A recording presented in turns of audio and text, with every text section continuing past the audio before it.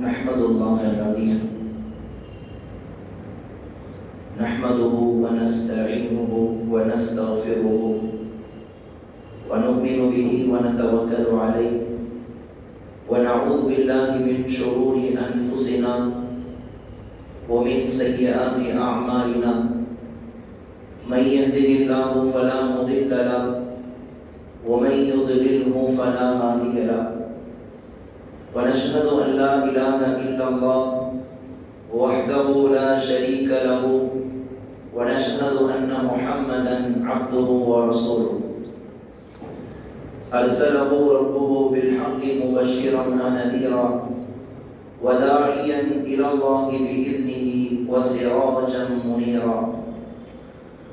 أما بعد، قال الله تعالى في القرآن العظيم: أعوذ بالله من الشيطان الرجيم. بسم الله الرحمن الرحيم. وإذ يرفع إبراهيم القواعد من البيت وإسماعيل ربنا تقبل منا إنك أنت السميع العليم. فقال رسول الله صلى الله عليه وسلم: من صام رمضان ثم أتبعه ستا من شوال كان كصيام الدهر أو كما قال صلى الله عليه وسلم. நம்மை எல்லாம் முஸ்லிம்களாகவும் முஃமின்களாகவும் படைத்து பரிபாலிக்கக்கூடிய ஏக வல்லவனாம் அல்லாஹ்விற்கே கோடான கோடி புகழ். கண்மணி நாயகம் முஹம்மது ரசூலுல்லாஹ் ஸல்லல்லாஹு அலைஹி வஸல்லம் அவர்களின் மீதும் அவர்களின் வாழ்க்கையை வழுவாத நழுவாத பின்பற்றிய சத்திய சஹாபாக்கள், தாபிஈன்கள், தபஉ தாபிஈன்கள், சுஹதாக்கள், வலிமார்கள், உலகம் முழுக்க நிறைந்திருக்கிற இறைநேச செல்வர்கள், வருகை தந்திருக்கிற நம் அத்துணை பேர் மீதும் அளவற்ற அருளாளன் அல்லாஹ்வின் சாந்தியும் சமாதானமும் என்றென்றும் நின்று நிலவட்டுமாக. ஆமீன். அன்பிற்கினிய அல்லாஹ்வின் நல்லடியார்களே, புனிதமிகு ரமலானை அடைந்து அதை கடைசி தினத்திலே நாம் எல்லாம் இருக்கிறோம். அல்லாஹ் தஆலா இந்த வருட ரமலானை நமக்கு 30 பூர்த்தி செய்திருக்கிறான். ஒரு நோன்பை எக்ஸ்ட்ராவாக நமக்கு தந்திருக்கிறான். ஒரு தராவீஹ் தொழுகையை எக்ஸ்ட்ராவாக நமக்கு தந்திருக்கிறான். இது மிகப்பெரிய ஒரு பாக்கியம். ரமலானுடைய கடைசியை அல்லாஹ் தஆலா ஜும்மாவுடைய நாளாக வைத்திருக்கிறான். எல்லாம் ரப்புல் ஆலமீன் 30 நாட்கள் நோற்ற நோன்புகளை அல்லாஹ் கபூல் செய்வானாக. ஓதிய குர்ஆன் ஷரீஃப்களை அல்லாஹ் கபூல் செய்வானாக. தொழுத தொழுகைகளையும் கொடுத்த தர்மங்களையும் அல்லாஹ் தஆலா அங்கீகரிப்பானாக. ஆமீன். ரமலானுடைய கடைசியிலே இருக்கிற நாம் நமக்கு இந்த நேரத்திலே 3 விதமான சிந்தனைகள் இருக்க வேண்டும். ஒன்று, இவ்வளவு நாட்களாக நாம் செய்த அமல்கள் அல்லாஹ்விடத்திலே கபூலாக வேண்டும். கபூலியத் குறித்த சிந்தனை ஒன்று. இரண்டாவது, இந்த மாதம் முடிகிற போது கடைசியிலே அல்லாஹ்வுடைய திருப்பொருத்தத்தோடு இந்த மாதத்தை நாம் கடக்க வேண்டும் என்கிற சிந்தனை. ஏன்னா ஒரு வாழ்நாள் முழுக்க முஸ்லீமாக வாழ்ந்து கடைசியிலே மரணிக்கிற போது குஃப்ருடைய வார்த்தைகளை சொல்லிவிட்டான், வாழ்நாள் முழுக்க வேஸ்டாகும். அந்த மாதிரி ரமலான் முழுக்க அமல் செய்துவிட்டு கடைசி நாள் அல்லாஹ்வுக்கு பிடிக்காத அமல் ஏதாவது செஞ்சிட்டோம்னா ரமலான் முழுக்க நமக்கு வீணாகி போய்விடும். அல்லாஹ் அதிலிருந்து நம்மளை பாதுகாக்கணும். அதனால ரமலானுடைய கடைசியிலே அல்லாஹ்வுடைய திருப்தியோடு இந்த மாதத்தை நாம் கடந்து செல்ல வேண்டும். 2. மூன்றாவது, இது மாதிரியான ரமலானை இன்னும் நிறைய ரமலான்களை வாழ்க்கையை அடைய வேண்டும் என்கிற துஆவை இந்த நாளிலே அதிகமாக நாம் செய்ய வேண்டும். ரமலானுடைய முதல் 10 நமக்கு ரஹ்மத்தை தந்தது. ரமலானுடைய 2வது 10 நமக்கு மக்ஃபிரத்தை தந்தது. 3வது 10 நரக விடுதலையை நமக்கு தந்தது. பாக்கியமான ரமலான் நம்மை விட்டு கடந்து செல்லுகிற போது ரமலான் செல்லுகிறதே என்கிற கவலை ஒரு பக்கம், இன்னும் நிறைய ரமலான்களை அடைவதற்கு ஆயுள் வேண்டுமே என்கிற கவலை ஒரு பக்கம் நமக்கு இருக்க வேண்டும். ஏன்னா ரமலான் போகும்போது ரமலானுடைய மாசம் மட்டும் போகல, ரமலானோடு சேர்த்து ஒரு 7 விதமான வாக்கியங்களை அழைத்து செல்கிறாராம். ரமலானோடு சேர்த்து 7 வாக்கியங்கள் கடந்து போகுது. ஒன்று, ஃபர்தான நோன்பு நம்மை விட்டு கடந்து போகுது. எந்த நோன்புக்கு நானே கூலி, நோன்பு என்பது எனக்கு சொந்தம் என்று அல்லாஹ் சொன்னானோ அந்த நோன்பு நம்மளை விட்டு கடந்து போகுது. உலகத்தில் இருக்கிற கோடிக்கணக்கான முஸ்லிம்களும் அல்லாஹ்வுடைய அந்த ஒரு கட்டளையை ஏற்று ஒரு மாதம் முழுக்க சாப்பிடாமல் குடிக்காமல் அல்லாஹ்வுடைய கட்டளையை ஏற்று நடந்த அந்த நோன்பு நம்மளை விட்டு கடந்து போகுது. அல்லாஹ் சொல்றான், குலு வஷ்ரபு ஹனீஅன் பிமா அஸ்ரஃப்தும் ஃபில் அய்யாமில் காலியா. நீங்கள் நான் சொன்ன ஒரு காரணத்தினால் சாப்பிடாமல் குடிக்காமல் இருந்தீர்கள். மற்ற மாதங்களிலே ஒவ்வொரு மணி நேரத்துக்கும் சில பேர் டீ குடிப்பாங்க, தேநீர் குடிப்பாங்க. அதெல்லாம் கட்டுப்படுத்தி இந்த ஒரு மாசம் எனக்காக வேண்டி எல்லாத்தையும் விட்டுட்டு இருந்தீங்கல்ல. குலு வஷ்ரபு ஹனீஅன், நீங்க சொர்க்கத்துல எவ்வளவு வேணாலும் குடிங்க, எவ்வளவு வேணாலும் சாப்பிடுங்க என்று அல்லாஹ் தஆலா குர்ஆனில் ஆயத்தை சொல்லி காட்டுறான். அப்படிப்பட்ட வாக்கியமான ஃபர்தான நோன்பு நம்மை விட்டு கடந்து போகிறது. ஒன்று. இரண்டாவது, தராவீஹ் தொழுகை நம்மை விட்டு கடந்து போகுது.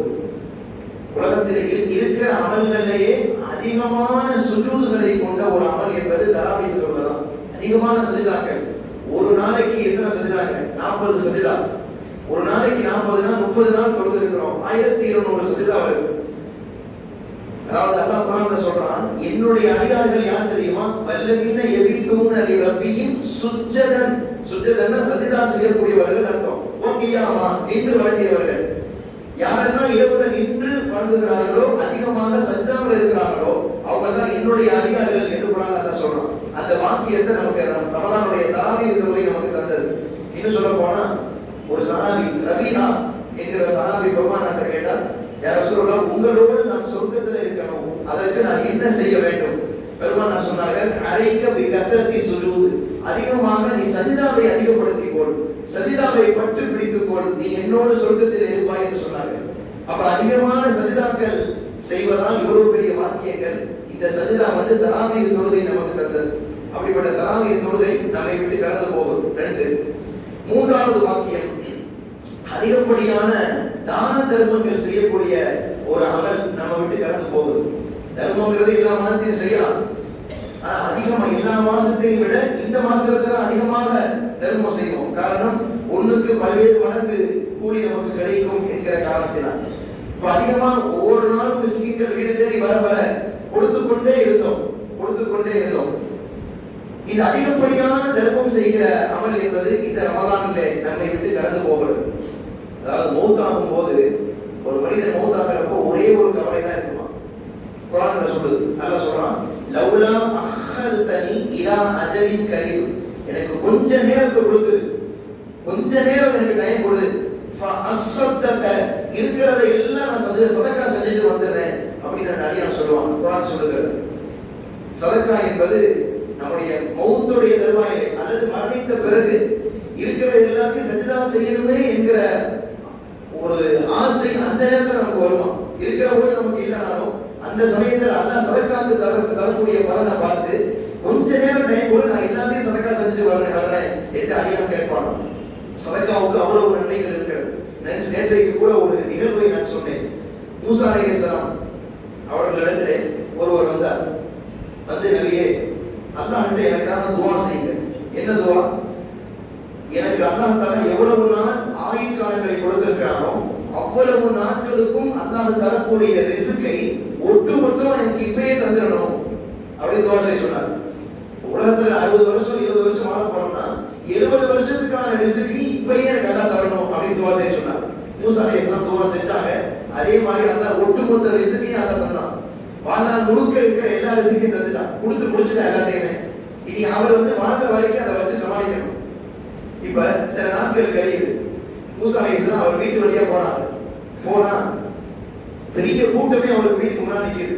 என்னன்னு கேட்டா, இவர் எல்லாத்துக்கும் தர்மம் கொடுத்துட்டு இருக்கிறாரு, அதை வாங்குறதுக்காக நிக்கணும்னு சொல்றாங்க. மூசா அலைஹிஸ்ஸலாம் யோசிக்கிறாங்க, இருக்கிற எல்லா ரிஸ்கையும் எல்லாம் கொடுத்துட்டான். இப்ப இருக்கிற எல்லாத்துக்கும் இவர் ரிஸ்க், அதாவது தர்மம் செஞ்சாருன்னா இருக்கிறது கூட குறைஞ்சு போயிருமே. இப்ப கடைசியில் இவருக்கு பத்தாம போயிட்டா என்ன செய்வாரு அப்படின்னு மூசா அலைஹிஸ்ஸலாம் சந்தேகம். இன்னும் சில நாட்கள் கழியுது. அப்பயும் அவர் வீட்டுல கூட்டம், எல்லாத்துக்கும் தர்மம் கொடுத்துட்டு இருக்காரு. மூசா அலைஹிஸ்ஸலாம் அல்லாஹ் கேட்டாங்க, அல்லாஹ்வே எல்லா ரிஸ்கையும் கொடுத்து முடிச்சிட்டேன், இப்ப ஒரு பத்தாம போச்சுன்னா என்ன செய்வார்? அல்லாஹ் சொன்னா, மூசாவே, இவர் என்னோடு வியாபாரம் செய்து கொண்டிருக்கிறார், இவர் செய்கிற ஒவ்வொரு தர்மத்துக்கும் 10 மடங்கு நான் அதிகமாக அவருக்கு தருவேன், அதனால இவருடைய ரிஸ்க் என்னைக்குமே காலியாகாது மூசா என்று அல்லாஹ் சொன்னான். சதகா என்பது அவ்வளவு மகத்துவமான ஒரு தர்மம். அந்த தர்மத்தை இந்த மாசத்துல நம்ம அதிகப்படியாக செஞ்சோம். அதிகப்படியாக செய்கிற தர்மம் என்கிற அமல் இந்த மாசத்தோடு நம்மை விட்டு கடந்து போகிறது. எல்லா நாட்களிலும் அதிகமாக தர்மம் செய்ய வேண்டும். 3. 4வது, அதிகமாக குர்ஆனை குர்ஆனை ஓதுதல் என்கிற அமல் நம்மை விட்டு கடந்து போகுது. அதிகமான குர்ஆன்கள் எல்லா மாசத்திலையும் பொதுவா பள்ளிவாசல்ல இருக்கிற குர்ஆன்கள், வக்ஃப் செய்யப்பட்ட குர்ஆன்கள் எல்லாம் பயன்படுத்தப்படுறதுனா இந்த ஒரு மாசத்துல தான். இந்த ஒரு மாசத்துல எல்லா குர்ஆனுமே தூசி இல்லாம இருக்கும். அடுத்த மாதங்கள் ஒரு 4 மாசம் கழிச்சு பார்த்தோம்னா எல்லா குர்ஆனும் தூசியா இருக்கும். தூசி தட்டி எடுக்கிறோம் இந்த மாசத்துல தான். அதிகப்படியான குர்ஆன்களை ஓதுகிற மாதம் இந்த ரமலானுடைய மாதம். அந்த ஒரு அமலும் நம்மை விட்டு கடந்து போகுது. அப்படியே கடந்து போய்விடாமல் குர்ஆனோடு நாம் அதிகமாக தொடர்பு தினந்தோறும் வைக்க வேண்டும். ஏன்னா குர்ஆன் ஓதுறதுனால 70 விதமான பயன்கள் நமக்கு கிடைக்கலாம். 70 விதமான பயன்கள் உலமாக்கள் சொல்றாங்க. அதுல ரொம்ப ஆக சின்ன பயன் எது தெரியுமா? ரசூலுல்லாஹ்வுடைய ஹதீஸ் வருது, ஸலாஸத்துன் யஸீதுனல் ஹிஃத வ யுذஹிபுனல் பல்கம. 3 விஷயங்கள் உங்களுக்கு மனன சக்தியை அதிகரிக்கும், உங்களுடைய சளி தொல்லைகளை தீர்த்து வைக்கும், உள்ளத்துல சளி கட்டி உள்ள சளிகளை தொல்லைகளை தீர்த்து வைக்கும் அப்படின்னு சொன்னாங்க ரசூலுல்லாஹ். 3 விஷயம். ஒன்று அஸ்ஸிவாகு, மிஸ்வாக் செய்வது. இரண்டாவது வஸ்ஸியாமு, நோன்பு வைப்பது. மூணாவது கிராஅத்துல் குர்ஆன், குர்ஆனை அதிகமாக ஓதுறது. இந்த 3 மனன சக்தியை ஒருவருக்கு அதிகரிக்குமா, சளி தொல்லைகளை விட்டு ஒருவரை பாதுகாக்கும் என ஸல்லல்லாஹு அலைஹி வஸல்லம் சொன்னார்கள். இது குர்ஆன் ஓதுறதுனால நமக்கு கிடைக்கிற சின்ன பயன். இது மாதிரி 70 விதமான பயன்கள் குர்ஆன் ஓதுறதுனால கிடைக்குது ஸல்லல்லாஹு அலைஹி வஸல்லம் மேன்மக்கள் நமக்கு சொல்லி தருகிறார்கள். அதனால குர்ஆன் ஓதுறதை எல்லாரும் நிப்பாட்டினாம தினந்தோறும் பழக்கத்திற்கு ஒரு பக்கமாவது நாம் எடுத்து ஓதிவிட வேண்டும். இப்ப அதிகமாக குர்ஆன் ஓதக்கூடிய அமல் என்பது இந்த ரமலானோடு நம்மை விட்டு கடந்து போகிறது. அடுத்து இஅ்திகாஃப் என்கிற அமல். இஅ்திகாஃப் எல்லா நாளும் இருக்கலாம். சுன்னத்தான இஅ்திகாஃப் என்பது ரமலான்ல மட்டும்தான். ஒரு கூட்டம் அல்லாஹ்வுக்காக வேண்டியே பள்ளிவாசல்ல அல்லாஹ்வே கதி என்று அவருடைய வாசலிலே வீழ்ந்து கிடந்தார்கள். 10 நாளும் பள்ளிவாசல் முழுக்க ஹயாத்தா இருந்தது. அவங்க பள்ளிவாசல்ல படுத்து தூங்கினாலும் அவங்க அமல் செஞ்சுட்டு தான் இருக்காங்க. ஏன்? இஅ்திகாஃப்ல இருப்பதே ஒரு அமல் தானே. அவங்க பள்ளிவாசல் முழுக்க 10 நாள் அமல்களிலேயே உயிர்ப்பித்தார்கள், பள்ளிவாசலை ஹயாத்தாக்கினார்கள். அப்படிப்பட்ட வாக்கியமான இஅ்திகாஃப் இந்த ரமலானோடு நம்மை விட்டு கடந்து போகிறது. அடுத்து 6வது அதிகமாக துஆ செய்கிற அதிகப்படியான துஆக்கள் நம்மை விட்டு கடந்து போகும். ஏன்னா எல்லா மாசத்திலையும் இவ்வளவு துஆ செய்ய மாட்டோம். இந்த ரமலான் வந்துட்டா மட்டும்தான் இஃப்தார் நோன்பு திறக்கிற போது துஆ, தராவீஹ் தொழுகை முடிஞ்ச பிறகு துஆ, இரவு வணக்கத்தின் போது துஆ, நோன்பு வைத்த நிலையில துஆ, சஹருடைய நேரத்துல, தஹஜ்ஜத் நேரத்துல துஆ, இப்படி துஆவிலேயே இந்த மாசம் கழியும். அதிகப்படியான துஆக்கள் செய்கிற அமல் என்பது இந்த ரமலானோடு நம்மை விட்டு கடந்து செல்கிறது. 7வது அதிகப்படியான மார்க்க விஷயங்களை கேட்கிற ஒரு வாய்ப்பு இந்த ரமலானோடு நமக்கு கடந்து போகுது. ஏன்னா எல்லா பள்ளிவாசல்களிலுமே ஜும்மால மட்டும்தான் பயான் இருக்கும். ஜும்மால மட்டும்தான் குர்ஆனுடைய வசனங்களை கேட்க முடியும், ஹதீஸ்களை கேட்க முடியும் எல்லா பள்ளிவாசல். ஆனா ரமலான் வந்துட்டா ஒவ்வொரு நாளும் ஒவ்வொரு நாளும் ஓதப்படுகிற ஆயத்தை தஃப்சீர் செய்வோம். அதுல அல்லாஹ் சொல்லக்கூடிய கருத்துக்களை பேசுவோம். இப்ப குர்ஆனுடைய வசனங்களை, ஹதீஸுடைய வார்த்தைகளை கேட்கக்கூடிய வாய்ப்பு இந்த ரமலான்ல அதிகமாக நமக்கு கிடைத்தது. அல்லாஹ் சொல்றான், பெருமானார் சொன்னார்கள், ஒருவனுக்கு அல்லாஹ் தஆலா நலவை நாட வேண்டும் என்று நாடிவிட்டால் மார்க்கத்தின் விளக்கத்தை அதிகமாக தருவான் என ஸல்லல்லாஹு அலைஹி வஸல்லம் சொன்னார்கள். அந்த வாக்கியம் நமக்கு ரமலான்ல தான் கிடைச்சிருக்கு. அதிகப்படியான மார்க்க விஷயங்களை கேட்கக்கூடிய விஷயம் என்பது இந்த ரமலானோடு நம்மை விட்டு கடந்து செல்கிறது. இந்த 7 ரமலான் போகும்போது கூட போகுது.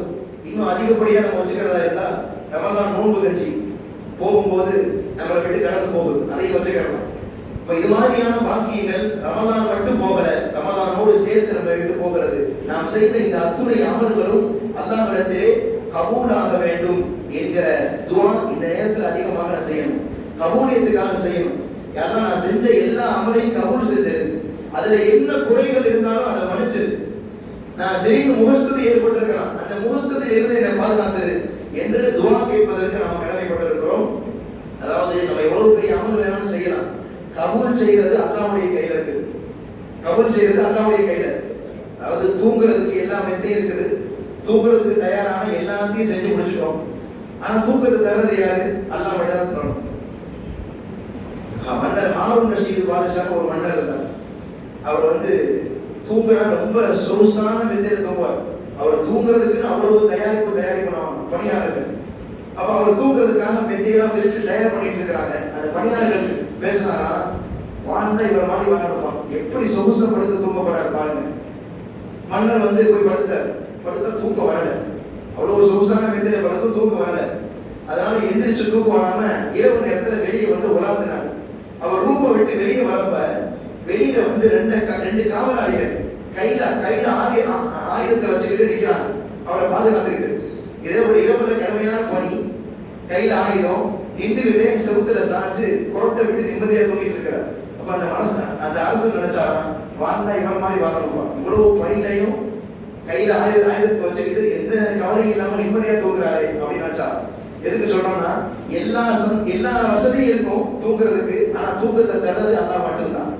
எவ்வளவோ கிதாபுகள் கையில இருக்கும், புத்தகங்கள் இருக்கும், வாழ்நாள் முழுக்க படிச்சாலும் அறிவை தர்றது அல்லாஹ் மட்டும்தான், புத்தகம் தராது.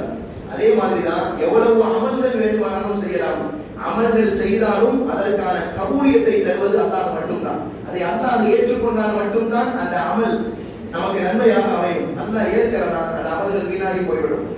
அடுத்த வார ஜும்மாவிலே அமல்கள் பாதுகாப்பாக இருக்க வேண்டும், அமல்கள் அழிந்து விடக்கூடாது. அதற்கு நம்ம என்னென்ன இருக்கணும், என்னென்ன இருக்கக்கூடாது என்பதை நாம் விரிவாக அடுத்த வார ஜும்மாவிலே பேசுவோம் இன்ஷா அல்லாஹ். அப்போ கபூலியத்துக்காக வேண்டி அல்லாஹ்விடத்திலே துஆ செய்ய வேண்டும் ஒன்று. அதே போல இவ்வளவு அமல்கள் செஞ்சிட்டோம்னு சொல்லி உள்ளத்துல ஒரு மமதை வரும். நம்மள மாதிரி யார் செஞ்சுட்டா, நான் ஓராள போனா நான் ஒவ்வொரு நாளும் முதல் சபையில நின்று தராவை கொள்ளுதேன் அப்படிங்கிற ஒரு சின்ன உள்ளத்துல ஒரு அமல் குறித்து பெருமை வரும். ஆனா அந்த அமல் குறித்த பெருமை கொள்வதற்கு நமக்கு தகுதியே கிடையாது.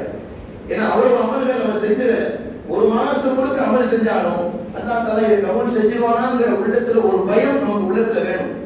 ஏன்னா அபூபக்கர் ரலியல்லாஹு விட அமல் செஞ்சவங்க உலகத்துல யாருமே இருக்க முடியாது. அபூபக்கர் ரலியல்லாஹு உலகத்திலேயே சொர்க்கத்தை கொண்டு சுப செய்தி சொல்லப்பட்டவர்கள். இன்னும் சொல்றாங்க உலமாக்கள், நபிக்கு பிறகு ஒரு நபி வருவார் என்றால் அது அபூபக்கர் தான். நபி கிடையாது, நபிகளாருக்கு பிறகு அடுத்த ஒரு நபி கிடையாது. அடுத்து ஒரு நபி இருப்பாரையானால் அது அபூபக்கர் தான் என்று மக்கள் சொல்வார்கள். அவ்வளவு பெரிய அந்தஸ்துக்குரியவர் அபூபக்கர் ரலியல்லாஹு. நமக்கு எல்லாம் தெரியும். உமர் ரலியல்லாஹு கேட்டாங்க அபூபக்கர் ரலியல்லாஹு, அபூபக்கரே நீங்க ரசூலுல்லாஹ் கூட குகையில தங்கினீங்கல்ல ஒரு நாள், ஒரு 3 நாள் தங்கலாம். அந்த குகையில இருந்த ஒரே ஒரு நாள் நன்மையை நீங்க எனக்கு கொடுத்தீங்கன்னா உங்களுடைய இந்த 60 வருஷ நன்மைகளை ஒட்டுமொத்தமாக உங்களுக்கு நான் தந்து விடுவேன். அந்த ஒரு நாள் அவ்வளவு பாக்கியம். ஏன்னா ரசூலுல்லாஹ் கூட தனிமையில ரசூலுல்லாஹ்வுடைய முகத்தை மட்டும் பார்த்துக்கிட்டு 24 மணி நேரம் போயிருந்தாங்களா இல்லையா அபூபக்கர் ரலியல்லாஹு. ரசூலுல்லாஹ் மடியில வச்சு படுத்திருக்காங்க, பொந்து அடைச்சு வச்சிருக்காங்க, காலில் வந்து பாம்பு கொத்துது, அந்த வேதனை தாங்க முடியாம கண்ணீர் வடியுது, எல்லாத்தையும் ரசூலுல்லாஹ் கொடுத்துக்கிட்டாங்க. அவ்வளவு நேரம் ரசூலுல்லாஹ்வுடைய முகத்தை பார்த்துட்டே இருந்தாங்களே, அந்த ஒரு நாளுடைய நன்மையை எனக்கு கொடுத்துருங்க, உங்களுக்கு என்னுடைய ஒட்டுமொத்த வாழ்க்கையினுடைய அமலை நான் உங்களுக்கு கொடுத்துறேன் அப்படின்னு உமர் ரலியல்லாஹு கேட்டாங்க. அபூபக்கர் ரலியல்லாஹுடைய அமல் எப்படிப்பட்டது? ஆனா பாருங்க, அபூபக்கர் ரலியல்லாஹு எப்படி இருந்தாங்கன்னா ஸல்லல்லாஹு அலைஹி வஸல்லம் சொல்றாங்க, மன் ஆராத ஐ யன்துர இலா மையித்தின் யம்ஷி அலா வஜ்ஹில் அர்த். நீங்க பூமிக்கு மேல நடக்கிற மையத்தை நீங்க பார்க்கணும்னா ஃபல் யன்துர இலா அபூபக்கர், அபூபக்கர் நீங்க பாத்தீங்கன்னு ஸல்லல்லாஹு அலைஹி வஸல்லம் சொல்றாங்க. ஏன்னா அவ்வளவு சாதாரணமா இருப்பாங்க, ஒண்ணுமே இல்லாத மாதிரி அபூபக்கர் ரலியல்லாஹு இருப்பாங்க. இவ்வளவு பெரிய வாக்கியத்துக்கு சொந்தக்காரர்கள். அதனால நம்ம இவ்வளவு அமல்கள் செய்தாலும், இவ்வளவு அமல் செஞ்சிட்டோம் நம்ம செய்யாத அமலா அப்படின்னு திருப்தி அடையக்கூடாது. நம்ம செஞ்ச அமலை வச்சு நம்ம என்னதான் இருந்தாலும் குறைவாக செய்திருக்கிறோமே, அல்லாஹ் இதை கபூல் செய்வானா அப்படிங்கிற ஒரு எண்ணம், ஒரு பயம் நம்முடைய உள்ளத்திலே இந்த நேரத்திலே நம்ம இருக்க வேண்டும். ஆக ரமலானுடைய இறுதி தருவாயிலே அல்லாஹ்விடத்திலே கபூலியத்தை கேளுங்கள். இரண்டாவது, நம்முடைய அமல்கள் கபூலாகுமா என்கிற சிந்தனை, பயம் உள்ளத்திலே இருப்பது. மூன்றாவது, ரமலான் முடிவடைகிற போது அல்லாஹ்வுடைய திருப்தியோடு நாம் கடந்து செல்லுகிறோமா என்கிற சிந்தனை நமக்கு வேண்டும். அதே போல நாளைய தினம் இன்ஷா அல்லாஹ் நமக்கு பெருநாளுக்கு முன்பதாக நான் நேற்றைக்கு கூட பேசினேன், இருந்தாலும் இன்றைக்கு நிறைய கூட்டம் வந்திருப்பதால் சதகத்துல் ஃபித்ர் என்பது நம் மீது வாஜிப். ஒவ்வொரு முஸ்லிமும் கண்டிப்பாக கொடுக்க வேண்டிய ஒரு கடமை பெருநாள் தர்மம் என்பது. பெருமானார் சொன்னார்கள், ஃபரத ரசூலுல்லாஹி ஸல்லல்லாஹு அலைஹி வஸல்லம் சதகத்துல் ஃபித்ரி, சதகத்துல் ஃபித்ரை பெருமானார் கடமையாக்கினார்கள் என்று ஹதீஸிலே வருகிறது. ஒவ்வொரு முஸ்லிமின் மீதும் இந்த சதகத்துல் ஃபித்ர் கொடுப்பது கட்டாய வாஜிபான கடமை, கண்டிப்பா கொடுக்கணும். ஏன் கொடுக்கணும்? 30 நாளா நோன்பு வச்சோம், ஏதாவது குறைகள் ஏற்பட்டிருக்கலாம், ஏதாவது பொய் பேசியிருக்கலாம், சின்ன சின்ன தவறுகள், பார்க்க கூடாத விஷயங்களை பார்த்திருக்கலாம், பேசக்கூடாத விஷயங்களை பேசியிருக்கலாம், திடீர்னு கோபத்துல பேசியிருக்கலாம். இதெல்லாம் நம்முடைய நோன்புக்கு குறைவை ஏற்படுத்தக்கூடியது. இந்த குறையிலிருந்து நம்முடைய நோன்பை பாதுகாப்பதற்காக வேண்டி ஸல்லல்லாஹு அலைஹி வஸல்லம் நீங்கள் பெருநாள் தர்மம் கொடுங்கள், சதகத்துல் ஃபித்ரை கொடுங்கள் என்று பெருமானார் சொன்னார்கள். சரி, இந்த சதகத்துல் ஃபித்ர் யார் மீதெல்லாம் கடமை, யாருக்கெல்லாம் கடமை அப்படின்னு சொன்னா, அன்றைய நாள் செலவு போக, அன்றைய நாளுக்கு ஆடை செலவு, உணவு செலவு, மற்ற எல்லா செலவுகளும் அன்றைக்கு குடும்பத்துக்கான தேவைகள் போக மேல் மிச்சமா ஒருத்தர் வச்சிருக்கிறார்கள் என்றால் அவர் மீது இந்த சதகத்துல் ஃபித்ர் கொடுப்பது வாஜிபாகிவிடும். ஒவ்வொரு முஸ்லிமின் மீதும் கடமை. வீட்டில் இருக்கிற ஒவ்வொரு ஆளுக்கும் கொடுக்கணும். சொல்ல போனா கை குழந்தை வச்சிருந்தா அந்த கை குழந்தைக்கு கூட சதகத்துல் ஃபித்ர் கொடுக்கணும். உஸ்மான் ரலியல்லாஹு சொல்றாங்க, கர்ப்பிணியாக இருக்கிற பெண்மணி வயிற்றில் இருக்கிற குழந்தைக்கு கூட சதகத்துல் ஃபித்ர் கொடுப்பது சிறந்தது என்று சொல்கிறார்கள். கண்டிப்பா கொடுக்கணும் அவசியம் இல்லை, கொடுப்பது சிறந்தது. அப்படின்னா பெருநாள் அன்னைக்கு காலையில ஃபஜ்ர் தொழுதுட்டு ஒரு குழந்தை பிறகுது, அந்த குழந்தைக்கும் சதகத்துல் ஃபித்ர் கொடுப்பது வாஜிப். பெருநாள் தொழுகைக்கு பிறகு பிறந்த பிரச்சனை இல்லை. சரி, அதே போல இந்த சதகத்துல் ஃபித்ர் எவ்வளவு கொடுக்கணும், அதனுடைய நிர்ணயம் என்னவென்றால், ஹனஃபி மذஹபை சார்ந்தவர்கள் 1 கிலோ 63 கிராம் 633 கிராம் ரவுண்டா வச்சுக்கிட்டாங்கன்னா 1 கிலோ 700 கிராம் கோதுமையாக கொடுக்கலாம், அல்லது அதனுடைய விலையை அப்படியே கொடுக்கலாம். அதனுடைய விலை என்பது இந்த வருஷம் 90 ரூபாய் என்று நியமித்திருக்கிறார்கள். அப்போ ஒரு ஆள் வீட்டில் இருக்கிற ஒரு 10 பேர் இருக்கிறாங்கன்னா 10 பேருக்கும் 90 கணக்கு போட்டு அந்த சதகத்துல் ஃபித்ரை கொடுக்கணும். ஷாஃபி மذஹபை சார்ந்தவர்கள் 2 கிலோ 400 கிராம் அளவுக்கு கோதுமையாக கொடுக்கலாம், அல்லது அரிசியாக கொடுக்கலாம், காசாக கொடுக்க கூடாது. இந்த அளவை விட ஒரு படி நம்ம குறைச்சிட்டாலும் 90 ரூபாய் வச்சுட்டோம், ஒரு 80 ரூபாய் கொடுத்துட்டாலும் சதகத்துல் ஃபித்ர் கூடாது. 90 ரூபாய் கொடுக்கலாம், அதை விட அதிகமாக கொடுக்கலாம், அதை விட குறைத்து விடக்கூடாது. அதே போல எந்த நேரத்தில் நிறைவேற்றணும், முக்கியமா இதை கவனிக்கணும். எந்த நேரம் இருக்குது, பெருநாள் தொழுகைக்கு முன்பதாக இந்த சதகத்துல் ஃபித்ரை கொடுத்து விட வேண்டும். பெருநாள் அன்னைக்கு காலையில ஃபஜ்ர் தொழுதுக்கு பிறகு பெருநாள் தொழுகைக்கு உள்ளாக இடைப்பட்ட நேரத்தில் இதை கொடுக்கிறது சால சிறந்தது. இல்ல அந்த நேரத்துல நெருக்கடியா இருக்குது, டைம் இல்லை அப்படின்னு சொன்னா பெருநாள் பார்த்த இந்த இன்றைய மகரிபில் இருந்து அடுத்த நாள் பெருநாள் தொழுகைக்கு உள்ளாக கொடுக்கணும். இல்ல இந்த பகல்லையே ஒரு 2 நாளைக்கு முன்னாடியே கொடுக்கிறாருனாலும் கொடுக்கலாம், பிரச்சனை இல்லை, கொடுத்தால் கூடும். ஆக சிறந்த நேரங்கள் என்பது இந்த ரமலான் பெருநாள் ஆரம்பிச்சதுல இருந்து இந்த இரவுல இருந்து பெருநாள் தொழுகைக்குள்ளாக சதகத்துல் ஃபித்ரை நிறைவேற்றி விட வேண்டும். யாராவது ஒருவர் தொழுகைக்கு பிறகு சதகத்துல் ஃபித்ரை கொடுத்தாருன்னா ரசூலுல்லாஹ் சொல்றாங்க, அது சதகத்தும் மின் சதகாத்தி, சாதாரண தர்மங்களில் ஒரு தர்மமாகிவிடும், சதகத்துல் ஃபித்ராக ஆகாது. நான் உஸ்மான் ரலியல்லாஹு அன்ஹு ஒரே ஒரு பெருநாள்ல சதகத்துல் ஃபித்ரை கொடுக்க மறந்துட்டு தொழுகைக்கு பிறகு அப்பதான் ஞாபகம் வருது, கொடுக்கலையே. சதகத்துல் ஃபித்ர் கொடுக்காதனால 100 ஒட்டகத்தை தர்மம் செஞ்சாங்க. 100 ஒட்டகத்தை தர்மம் செஞ்சுட்டு ரசூலுல்லாஹ் வந்து சொல்றாங்க, ரசூலுல்லாஹ் நான் கொடுக்க மறந்துட்டேன், அதனால 100 ஒட்டகத்தை தர்மம் செஞ்சுட்டேன். பெருமானார் சொன்னார்கள், அது சதகத்தும் மின் சதகாத்தி, அது சாதாரண தர்மங்களில் ஒரு தர்மமாகிவிடும், சதகத்துல் ஃபித்ராக ஆகாது. அதனால தொழுகைக்கு முன்னால அந்த சதகத்துல் ஃபித்ரை நாம் நிறைவேற்றி விட வேண்டும். அதே போல பெருநாள் தினத்திலே நாம் செய்ய வேண்டிய சில சுன்னத்தான அமல்கள் இருக்கிறது. பெருநாள் அன்னைக்கு முக்கியமா இன்றைய பெருநாளுடைய இரவு பாக்கியமான ஒரு இரவு. அலிரதியல்லாஹு சொல்லுவாங்க, 5 நாட்களில் 5 இரவுகளில் கேட்கப்படக்கூடிய துஆ அல்லாஹ்விடத்தில் மறுக்கப்படுவதே இல்லை என்று சொன்னாங்க. அதுல 2 ஈது பெருநாளுடைய இரவுகள். அதனால பெருநாளுடைய இரவை யாரும் வேஸ்ட் பண்ணிடாது. இது பகல் தான் சந்தோஷமாக இருக்க வேண்டிய நாள். இரவு என்பது அமல்களில் அதிகமாக ஈடுபடணும். ஒரு மாசம் முழுக்க நம்ம அமல் செஞ்சிட்டோம், இன்றைய இரவை யாரும் வீணடிக்கிறாங்க. தஹஜ்ஜுத் தொழுகை, நஃபிலான வணக்கங்கள், அதிகமான துஆக்கள் செய்து இந்த இரவை நாம் கழிக்க வேண்டும். அதே போல பெருநாள் காலை என்று ஹதீஸில் வருகிறது, பெருநாள் காலை என்று குளிப்பது சுன்னத். எப்படி குளிக்கணும்? சதகத்துல் ஃபித்ருடைய குறிப்பை நிறைவேற்றுவது, அதாவது சுன்னத்தான குளிப்பு. சதகத்துல் ஃபித்ருக்காக இந்த நோன்பு பெருநாளுக்காக குளிக்கிறேன் என்கிற நியத்தை வச்சு குளிக்கணும். சாதாரணமா குளிச்சுட்டா எல்லா நாளும் குளிக்கிற மாதிரி போயிடும். இந்த நியத்தோடு குளிச்சோம்னா ஒரு சுன்னத்தான குளியல். இரண்டாவது, இருக்கிற ஆடைகளில் புத்தாடை உடுத்துவது அல்லது இருக்கிற ஆடைகளில் சிறந்த ஆடை உடுத்துவது சுன்னத்தாக இருக்கிறது. அதே போல ஐயஸ்தாக மிஸ்வாக் செய்வது சுன்னத்து, தையப நறுமணம் பூசுவது சுன்னத்து. அதே போல தொழுகைக்கு வருவதற்கு முன்னால எதையாவது சாப்பிட்டு விட்டு வருவது சுன்னத்து. ரசூல் ஸல்லல்லாஹு அலைஹி வஸல்லம் பத்தி ஹதீஸ்ல வருது, ரமலான் தொழுகைக்கு வர்றதுக்கு முன்னாடி, பெருநாள் தொழுகைக்கு வர்றதுக்கு முன்னாடி பேரிச்சம்பழத்தை சாப்பிடாமல் பெருமானார் பெருநாள் தொழுகைக்கு போக மாட்டார்கள் என்று ஹதீஸ்ல வருது. அதனால குறைந்தபட்சம் பேரித்தம்பழத்தையாவது சாப்பிட்டு விட்டு தான் இந்த பெருநாள் தொழுகைக்கு வர வேண்டும். அதே போல தொழுகைக்கு வருகிற போதே தக்பீர் முழக்கத்தோடு வாருங்கள். அல்லாஹு அக்பர் அல்லாஹு அக்பர் லா இலாஹ இல்லல்லாஹு அல்லாஹு அக்பர் அல்லாஹு அக்பர் வலில்லாஹில் ஹம்த் என்கிற தக்பீர் முழக்கத்தோடு வருகிற போது ஒரு பாதையும், மீண்டும் வீட்டுக்கு செல்லுகிற போது வேறொரு பாதையிலையும் செல்வது சுன்னத்தாக இருக்கிறது. அதே போல பெருநாள் தினத்து அன்று குடும்பங்களோடு சொந்த பந்தங்களோடு சண்டை சச்சரவு இல்லாமல் ஒற்றுமையாக அந்த தினத்தை மகிழ்ச்சியாக கழிப்பதும் சுன்னத்தாக இருக்கிறது. இது மாதிரியான சுன்னத்துகளை நாளைய தினம் நாம் பேண வேண்டும். கடைசியாக ஒரே ஒரு செய்தி, ரமலான் முடிந்து விட்டது, அடுத்து ஷவ்வாலுடைய மாதம். ஷவ்வால் மாசத்துல 6 நோன்பு இருக்குது. 6 நோன்பு பெருமானார் சொன்னார்கள், மன் ஸாம ரமலான், யார் ரமலானிலே நோன்பு நோற்று சும்ம அத்பஅஹு அதை தொடர்ந்து வரக்கூடிய ஷவ்வாலிலே சித்தம் மின் ஷவ்வாலில் ஷவ்வாலிலே 6 நோன்பை யார் நோக்கிறார்களோ கான கஸியாமி தஹரி வருடம் முழுக்க நோன்பு வைத்த நன்மையை அவர் பெற்றுக் கொள்வார் என ஸல்லல்லாஹு அலைஹி வஸல்லம் சொன்னார். அதாவது இதுக்கு ஒரு கணக்கு சொல்லுவாங்க உலமாக்கள், நல்லா இருக்கும், அற்புதமான ஒரு கணக்கு.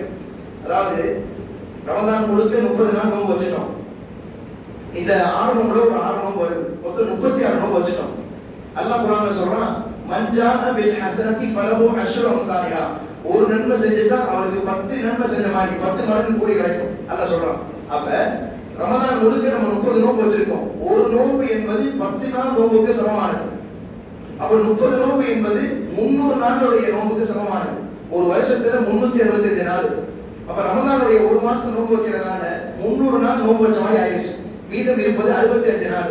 இந்த 6 நோன்பு வச்சிட்டோம்னா, ஷவ்வால் மாசத்துல 6 நோன்பு வச்சிட்டோம்னா ஒரு நோன்புக்கு 10 நாள் என்றால் 60 நோன்புகள் கழிஞ்சிருச்சு. மொத்தம் 360 நோன்பு. மிச்சம் இருக்கிறது 5 நாள். பெருமானார் சொன்னார்கள், 5 நாள் நோன்பு வைப்பது ஹராமாக்கப்பட்டிருக்கிறது. 2 ஈதுடைய பெருநாட்கள் நோன்பு வைக்கிறது ஹராம்.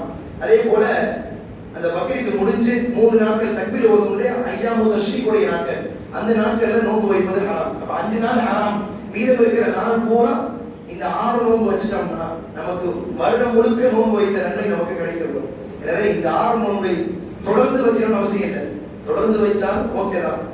அல்லது ஷவ்வால் முடிகிற வரைக்கும் பிரித்து வாரத்துக்கு 2 நோன்பு என்கிற அடிப்படையில் கூட தாராளமாக இந்த நோன்பை நாம் நிறைவேற்றலாம். அதே போல ஹனஃபி மذஹபை சார்ந்தவர்கள் ரமலான்ல கலா செய்ய ஒரு நோன்பு விட்டுட்டோம், கலாவை விட்டுட்டோம், அதை 6 நோன்போடு சேர்த்து கலாவை நிறுத்தி செய்யலாமா செய்யக்கூடாது. ஹனஃபி மذஹபில் அதுக்கு சட்டம் கிடையாது. 6 நோன்பு தனியாக தான் வைக்கணும். அதற்கு பிறகு நம்ம விட்ட ரமலானுடைய நோன்புகளை கலா செய்து கொள்ளலாம். எல்லாம் ரப்பல் ஆலமீன் பேசிய விஷயங்களை அமல் செய்வதற்கெல்லாம் கபூல் செய்வானாக. நாம் செய்த எல்லா நல்வணக்கங்களையும் அமல்களையும் தொழுகைகளையும் நோன்புகளையும் அல்லாஹ் கபூல் செய்வானாக. வரக்கூடிய பெருநாளிலே குடும்பங்களோடு சந்தோஷமாக மகிழ்ச்சியாக அந்த பெருநாளை கொண்டாடுவதற்கெல்லாம் அல்லாஹ் தௌஃபீக் செய்வானாக. இது போன்ற ரமலானை வாழ்நாள் முழுக்க நிறைய ரமலான்களை, நிறைய லைலத்துல் கத்ருடைய இரவுகளை அடைவதற்கெல்லாம் அல்லாஹ் தௌஃபீக் செய்வானாக. ஆமீன். வாஹிரு தஅவானா அல்ஹம்துலில்லாஹி ரப்பில் ஆலமீன். அஸ்ஸலாமு அலைக்கும் வ ரஹ்மத்துல்லாஹி வ பரகாத்துஹு.